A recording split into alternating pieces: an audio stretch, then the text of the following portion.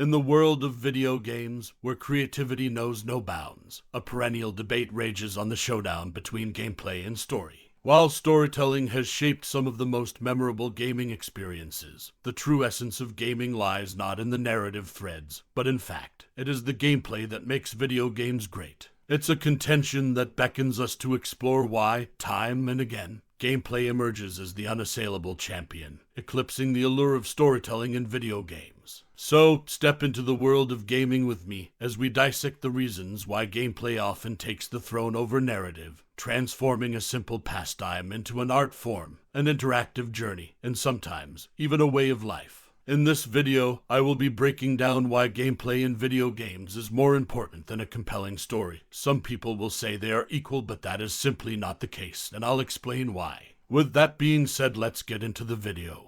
Interactivity and engagement. Video games are a unique form of entertainment because they actively engage the player. Gameplay allows players to make choices, solve problems, and experience a sense of agency within the game world. This interactivity can create a more immersive and personal experience compared to passive storytelling. Since the beginning, video games have been founded solely on gameplay with no story at all. Games like Tennis for Two and Space Race are some of the oldest video games in history, and they solely focused on the challenging gameplay. If you are not familiar with those, I'm sure you are familiar with Pac-Man. The Pac-Man games are still being sold to this day because the gameplay aged greatly, and it doesn't get old with its challenging design. Hitting high scores and beating other players' time. This sense of challenge can only be found in games that prioritize gameplay. There is a group of gamers that dedicate their time to completing games as quickly as possible called speedrunners. They try to beat other players' completion time and break new records. In story-driven games, it's not impossible, but it is boring and not as challenging or exciting. Some can be, but most aren't. The Souls series is a prime example of a game that focuses on a very immersive gameplay that gives players a sense of challenge, excitement, enjoyment, rage, and accomplishment. This sense of engagement is usually left out of games that are story-driven. Due to leaner gameplay that is traded for the story, you can get a sense of accomplishment, but it doesn't compare to finishing a game like Dark Souls. Imagine telling your friends who are gamers, "I finished The Last of Us Part 2. They will more than likely ask you how you like the story. What did you think about the characters and ending?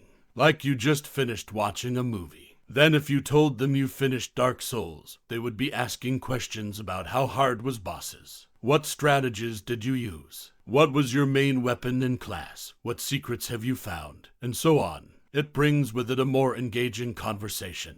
In the Telltale series, the gameplay itself is lackluster, so they have multiple choices in their games for more engagement. But in reality, you are most of the time making small decisions that will still lead to the same result. Usually, you can't stop someone from dying or being killed. And if you do, all it does is switch places with someone so they can die later. Knowing this makes the game less interesting because you are still playing in the same direction. It's incredibly frustrating how the choices you make throughout the game ultimately feel like they don't matter. Why can't you avoid a character from losing their limbs? Why can't you stop other characters from dying?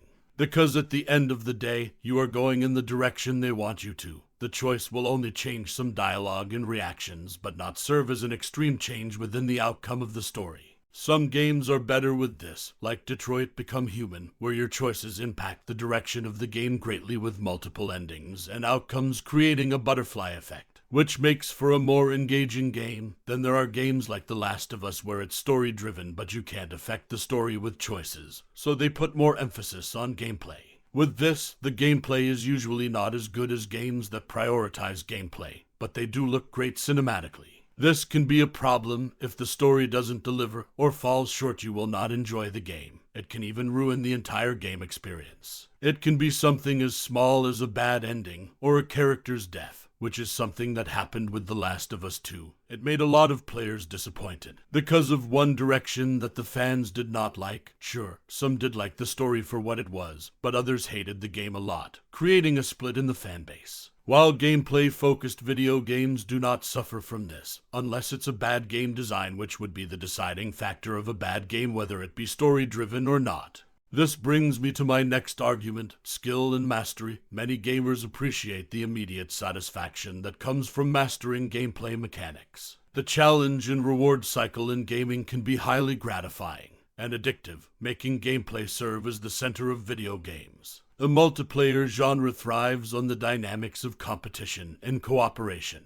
Gameplay is paramount in such titles, as it directly affects the player's experience and success in the game. In sports and competitive gaming, the story often takes a backseat to the skill and strategy of the players. The games that offer more skill and mastery are usually the biggest and most popular game series, like League of Legends, Fortnite, and Call of Duty, all fall into this category. These are all gameplay focused, and some of the biggest video games of all time. It's known that most multiplayer games will prioritize gameplay with little to no story. This isn't just the multiplayer genre. Other genres like fighters, beat-em-ups, platformers, puzzles, and many others. Because the main focus of a video game is to play it and have fun, not watch a cinematic movie, which is the problem with some video games nowadays. If there are technical limitations, sometimes technical constraints can limit the storytelling potential in such cases. Gameplay can compensate by offering a more enjoyable and immersive experience, allowing players to overlook narrative shortcomings, even basic stories. Mario has one of the most basic stories, and they have done the same story multiple times for multiple titles. Yet people do not care. Why, you ask?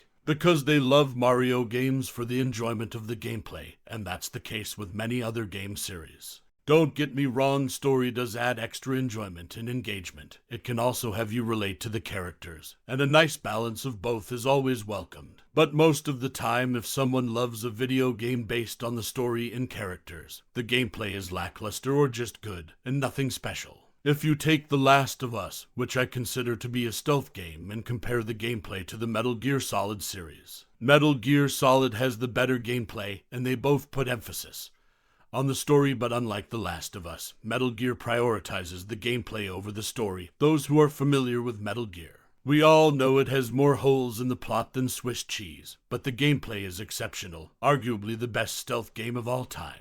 While Metal Gear Solid went for groundbreaking gameplay, The Last of Us went for groundbreaking storytelling, and Metal Gear far surpasses The Last of Us in popularity for its iconic gameplay moments and serious but goofy story. Replayability. Strong gameplay mechanics can significantly enhance a game's replayability. Gamers can enjoy a well-designed game repeatedly, even without a captivating story, as the enjoyment comes from the gameplay itself. Competitive multiplayer games, puzzle games, open-world sandbox, and adventure game titles are prime examples where gameplay dominates with replayability. Video games are a form of entertainment, and players naturally seek value for their investment of time and money. A highly replayable game offers more hours of enjoyment, making it a better value proposition. That's why the series Grand Theft Auto has been very successful over the years, with many players invested in Grand Theft Auto 5 to this day, because of its great gameplay with a bunch of replayability. Longevity in a video game will always be a pro, due to gamers will feel the gratification of being able to return and replay a game.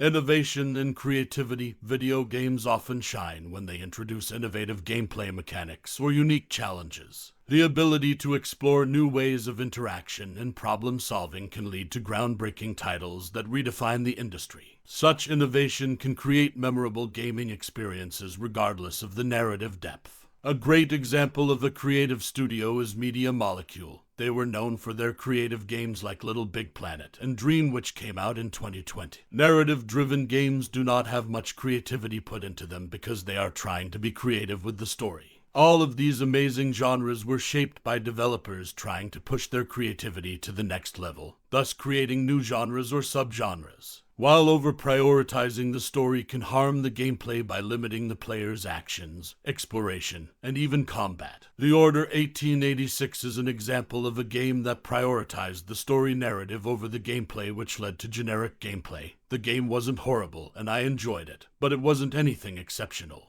Some games greatly emphasize the story narrative, like The Witcher and Mass Effect, but they put more emphasis on the gameplay with multiple customizations, abilities, exploration, combat, and more, making them exceptional games that have great gameplay with great narrative, ultimately creating a great gaming experience. Lastly, gameplay caters to a broader audience, including those who may not be as invested in deep storytelling. Games with accessible and engaging gameplay can attract a diverse range of players, from casual gamers to hardcore enthusiasts, making it a more inclusive and versatile medium. While story-driven games have their own merits, gameplay-focused titles offer distinct advantages in terms of player engagement, replayability, and the sheer joy of mastering game mechanics. These reasons contribute to the ongoing debate surrounding the importance of gameplay over narrative in video games. Before I go, I want to clear up a few things. First, I want to make clear there is nothing wrong with narrative-driven games. I do like them for what they are. I've played multiple Telltale titles, Until Dawn and more, so there is no problem with those games. My argument is prioritizing story is not better, not even close. Second, lore and story-driven narrative are different. Dark Souls isn't so story-narrative-driven. But the lore is deep. You can play the Souls series and not understand the story at all. But if you read the item's description and pay close attention to the dialogue, you will have a good understanding of the lore. Tell me, do you ever see a Dark Souls story trailer? No, because it's a gameplay-focused game. And they prioritize gameplay over storytelling. But the world has rich lore that is deeper than most narrative-driven games, even than the likes of The Last of Us. Thirdly, I think story adds to most games. I'm not saying I hate storytelling in my games or cutscenes. Games like Devil May Cry, Tomb Raider, and Final Fantasy all gain from having some emphasis on the story. It can give you a great understanding of the characters and world, so the story is never a bad thing. It comes second to 90% of video games. That is all I'm saying. It's welcomed, but not at the expense of the gameplay. That is it for the video. Now we reach the part where I turn the discussion to all of you. Comment down below and let me know, what do you prefer in your video games, gameplay or story? Anyway, don't forget to like and subscribe to the channel. It helps me out a lot, and I'll see you all in a later video.